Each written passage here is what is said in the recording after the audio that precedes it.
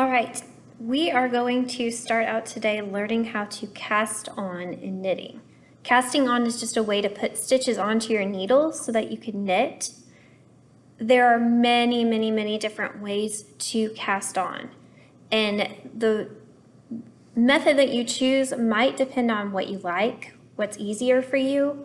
It might also depend on what you're making. When you get into things that are more complicated, that like sweaters that have ribbing on the bottom, there are different cast-ons that are stretchier, that kind of fold into those ribbed ridges. We're just going to do the simplest one, the one that's the easiest for new knitters to do. So that if you want to make your own 10-stitch project or a scarf or a washcloth or a square for a blanket, you can do this yourself. So to start with, I just have regular Aran or worsted weight yarn. This is probably like some Red Heart from Walmart. And a set of needles. These say that they are size 9. Really anything that is close to the size that's recommended on the ball band is probably best. I'm going to start by making a slip knot. Pretty much every cast on method starts out with a slip knot. So I'm going to loop my yarn around. I'm going to take this tail end or top one, tuck it under and through my little circle I just made. I'm going to hold on to it. I'm going to take my two tail ends down next to each other, and then I'm going to pull until I form that slip knot. And it's called a slip knot because this will slip and make it whatever size I need. So I'm going to take that slip knot and place it onto my needle and then tighten it up. For an E-loop cast on, we are going to make what looks like a cursive E for each of our stitches. So I'm going to start first by taking my working yarn, which is the yarn that's connected to the ball, and I'm going to make a loop by putting the ball yarn, the working yarn, on top of the yarn that's attached to my needle. So see that again, it's just straight right now.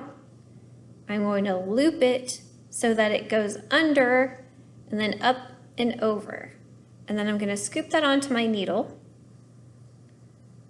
See how the working yarn is in between my loops? And I'm going to kind of cinch it up. You don't want it to be super tight because it makes it really hard to work into. But you do want to kind of snug it up. So let me do that again. Take my working yarn, I'm going to kind of flip it over so that the ball end, the working yarn, is on top of the part that is connected to my needle. And then I'm going to scoop it up onto my needle, make sure that it's in between the two loops, my working yarn. I'm going to snug it up. So I would just continue doing this until I have the number of stitches that are listed on my pattern or the number of stitches that I want. If you are looking to make something that is a certain size, you probably want to cast on a few stitches and knit for a few rows and figure out how wide it ended up being, and then use that to calculate how many stitches you need to make it the width of the project that you want. So I'm just gonna, let's say I'm gonna do 10 stitches. I'm gonna keep casting these on. You do count your slip knot as a stitch because you will be able to work into it.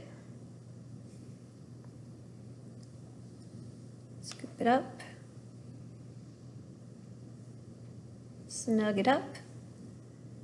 Just gonna keep casting those on.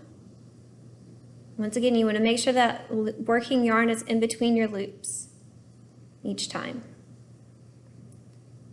Okay, I'm going to now stop for a second and count to see how many I have. I have 2, 4, 6, 8, 10, which is perfect for what I want right now. So now that I have 10 stitches, I would just take my yarn and put it in the back, and then go ahead and begin knitting in whatever pattern